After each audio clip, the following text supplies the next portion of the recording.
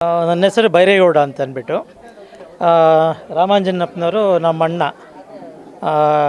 ಹೀಗಾಗಿ ಇದು 5ನೇ ವರ್ಷದ ಒಂದು ವಾರ್ಷಿಕೋತ್ಸವನ ಅದ್ಧೂರಿಯಾಗಿ ತರಬಳ್ಳಿ ಮತ್ತು ಲಕ್ಷ್ಮೀಪುರ ಮಜರೆ ಗ್ರಾಮ ಅಂತ ಇದು ಎಲ್ಲ ನಮ್ಮ ಸ್ವಂತ ಜಮೀನಿನಲ್ಲಿ ತಾಯಿ ಬಂದು ನೆಲಸಂಗೆ ಮಾಡಿಕೊಂಡು ಇದನ್ನು 5 ವರ್ಷದಿಂದ ಭಾಳ ವಿಜೃಂಭಣೆಯಿಂದ ನಡೆಸ್ಕೊಂಡು ಬರ್ತಕ್ಕಂಥದ್ದು. ಈ ವರ್ಷವೂ ಅದೇ ರೀತಿ ಇಲ್ಲಿ ತಾವು ನೋಡಿದಂಗೆ ಬಲರೆ ಮತ್ತು ಹೋಮ ಹವನಗಳು ಅದನ್ನ ಮಾಡಿಸ್ಕೊಂಡು ಬರ್ತಾಯಿದ್ದಾರೆ. ಸುಮಾರು ಇಲ್ಲಿ 1,000ರಿಂದ ಮೇಲೆ ಅಷ್ಟು ಭಕ್ತರು ಬರ್ತಾರೆ.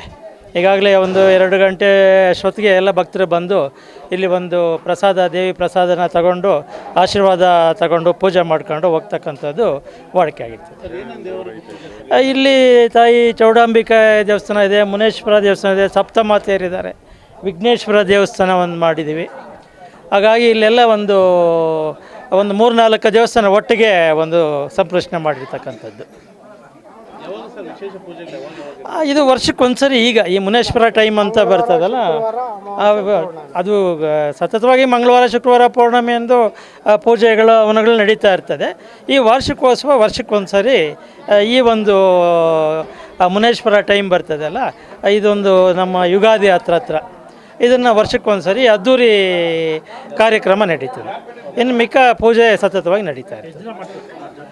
ಇಲ್ಲ, ಒಂದು ದಿನ ಮಾತ್ರ ಇದು. ಒಂದು ದಿನ ವಿಶೇಷವಾಗಿ ಎಲ್ಲ ಭಕ್ತರು ಅವರವರು ಬಂದು ಹರಕೆ ತೀರ್ಸಕ್ಕಂಥದ್ದು ಮಾಡ್ತಕ್ಕಂಥದ್ದು. ನನ್ನ ತಮ್ಮ ರಾಮಕೃಷ್ಣಪ್ಪನಿಗೆ ಮೈ ತುಂಬ್ತಾ ಇತ್ತು ಚೌಡೇಶ್ವರಮ್ಮನ. ಬೇಕಾದಷ್ಟು ಜನ ಬರ್ತಾಯಿದ್ರು, ಮಕ್ಕಳವರು ಇವರೆಲ್ಲ. ಅಮ್ಮನ ಹೇಳೋಳು, ನಾನು ಮನೆಯಲ್ಲೇ ನನ್ನ ಕಂಟು ಮುಂಟು ಜಾಸ್ತಿ ಆಗಿಬಿಟ್ಟಿದೆ, ನನಗೆ ಸಪ್ರೇಟ್ ಒಂದು ಗುಡಿ ಕಟ್ಟಿಕೊಡಿ, ಅಲ್ಲ ಹೋದ್ರೆ ನಿಮ್ಗೆ ತೊಂದರೆ ಆಗ್ತದೆ, ಹಣಕ್ಕೆ ತುಳಿದು ಹಾಕ್ಬಿಡ್ತೀನಿ ಅಂತೇಳಿ ಹೇಳೋಳು. ನಾನು ಕೆಲಸದಲ್ಲಿದ್ದೇ ಆಗೋಲ್ಲ, ನಮ್ಮ ತಂದೆ ತಾಯಿ ಕಟ್ತಾರೆ ಅನ್ಕೊಂಡಿದ್ದೆ, ಅವರು ಕಟ್ಟೋಕ್ಕಾಗೋಲ್ಲ. ನಾನು ರಿಟೈರ್ಡ್ ಆಗಿ ಬಂದೆ, ಅವರು ತಂದೆ ತಾಯಿನೂ ತೀರೋದ್ರು. ಆಮೇಲೆ ಏನು ಕಟ್ಟಬೇಕು ಅಂತ ವ್ಯವಸ್ಥೆ ಮಾಡೀನಿ.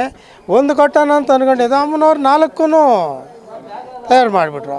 ಆ ವಾಸ್ತುದವರು ಪಾಯ ಹಿಡ್ಕೊಟ್ಟವರು, ಏನಪ್ಪ ನೀನು ಒಂದು ಅಂದ್ಬಿಟ್ಟು ಇಷ್ಟೊಂದು ಕಟ್ತದೆ, ಆ ಅಮ್ಮನವ್ರು ಬಲ ಮಾಡಿಸ್ಕೊಂತಾರ, ನೀನು ಮೊದಲು ಸಂಪ್ರೋಷಣೆ ಮಾಡಿಬಿಡು, ಆಮೇಲೆ ಏನು ಬೇಕೋ ಮಾಡಿಯಾ ಅಂತಂದ್ರು. ಆದರೆ ಹೋಮ ಮಾಡೋಕ್ಕೆ ಬಂದವರು ಗಣೇಶನ ದೇವಸ್ಥಾನ ಇಲ್ಲಿ ಅಂದರೆ, ಇಲ್ಲ ಗಣೇಶನ ದೇವಸ್ಥಾನ ಇಲ್ಲ, ಇವು 3 ಕಟ್ಟಿರೋದು, ಹಂಗಾರೆ ಹೋಮ ಮಾಡೋಕ್ಕಾಗಲ್ಲ, ಗಣೇಶನ ದೇವಸ್ಥಾನ ಇರಬೇಕು ಅಂದರು. ಆಮೇಲೆ ಹಿಂದ್ಗಡೆ ಗಣೇಶನ ದೇವಸ್ಥಾನ 1 ತಿಂಗಳೊಳಗಡೆ ಎಲ್ಲರ ಹತ್ರ ಚಂದ ಐತೆ, 1,80,000 ರೂಪಾಯಿ ವಸೂಲಿ ಆಯಿತು. ಅವಾಗ ಕಟ್ಟಿನಿ ಸರ್. ನಾನು ಒಬ್ಬನಿಷ್ಟು ಮಾಡಿದ್ದೀನಿ. ಭಕ್ತಾದಿಗೆ ಸಪೋರ್ಟ್ ಮಾಡಿದ್ರೆ ಮುಂದೆ ಇನ್ನೂ ಬೇಕಾದಷ್ಟು ಕೆಲಸ ಇದೆ. ಒಂದು ಕೈ ಜೋಡಿಸಿದ್ರೆ ಮುಂದಕ್ಕೆ 10 ಲಕ್ಷ ಕೆಲಸ ಇದೆ. ಗೋಪುರಗಳು ಕಟ್ಟಬೇಕು, 3 ದೇವಸ್ಥಾನಕ್ಕೂ ಧ್ವಜದ ಕಂಬ ಹಾಕ್ಬೇಕು, ಕಾಂಪೌಂಡ್ ಹಾಕ್ಬೇಕು, ಪಾರ್ಕಿಂಗ್ ಟೈಲ್ಸ್ ಹಾಕ್ಬೇಕು, ಇದೆಲ್ಲ ಇದೆ ಸರ್. ಎಲ್ಲರೂ ಕೈ ಜೋಡಿಸಿದ್ರೇ, ಒಂದು ಕೈಯಲ್ಲಿ ಆಗಲ್ಲ. ಎಲ್ಲರೂ ಮಾಡಿದ್ರೆ ನಾವು ಮಾಡೋಕ್ಕೆ ಮುಂದೆ ಇಂಥ ಕಾಲಕ್ಕೆ ಇನ್ನೂ ಜೋರಾಗಿ ಮಾಡೋಕ್ಕೆ ವ್ಯವಸ್ಥೆ ಮಾಡ್ತೀನಿ ಸರ್. ಅಷ್ಟೊಂದು ಇವತ್ತು ಬಲಾರಿ ಆಯಿತು. ಬೆಳಗ್ಗೆ ಎಲ್ಲ ತಿಂಡಿಗಳಾಗಿದೆ, ಎಲ್ಲ ಮರಿಗಳೆಲ್ಲ ಬಂದು ಮೆರವಣಿಗೆ ಎಲ್ಲ ಬಂದರು, ಎಲ್ಲ ಇದಾಗಿ ಈಗೆಲ್ಲ ಇನ್ನೇನು ಊಟದ ಸಮಯ, 1:30 ಊಟದ ಸಮಯಕ್ಕೆಲ್ಲ ಇದಾಗುತ್ತೆ ಸರ್. ಅಷ್ಟೇ. ಎಲ್ಲರಿಗೂ ಒಳ್ಳೇದಾಗಲಿ ಅಂತೇಳಿ ಸರ್ ಮಾಡ್ತಾರೆ. ನಾನು ಒಬ್ಬರಿಗೆ ಒಳ್ಳೇದಾಗಲಿ ಅಂತಲ್ಲ, ಎಲ್ಲ ನಮ್ಮ ಕುಟುಂಬ ಇಡೀ ಬಂದವರೆಲ್ಲ ಒಳ್ಳೇದೇ.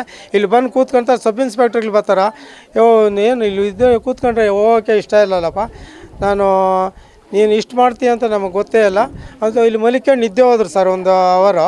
ಆಮೇಲೆ ಫೋನ್ ಮಾಡ್ತೀನಿ ನೀನು ಬಾ, ನಾನು ಚಿಕ್ಕಬಳ್ಳಾಪುರ, ಗೌರಿಬಿದನೂರು, ಬೆಂಗಳೂರು ಕರ್ಕೊಂಡು ಹೋಗಿ 4-5 ಲಕ್ಷ ನಾನು ಕಲೆಕ್ಟ್ ಮಾಡಿಕೊಡ್ತೀನಿ, ನೀನು ಮೊದಲು ದಿವಸ ಮುಂದೆ ಎಲ್ಲ ಇಂಪ್ರೂವ್ಮೆಂಟ್ ಮಾಡು, ನಾವು ಕೈ ಜೋಡಿಸ್ತೀರಿ ಅಂತೇಳಿ ಹೇಳಿದ್ದಾರೆ ಸರ್ ಸಬ್ ಇನ್ಸ್ಪೆಕ್ಟರ್.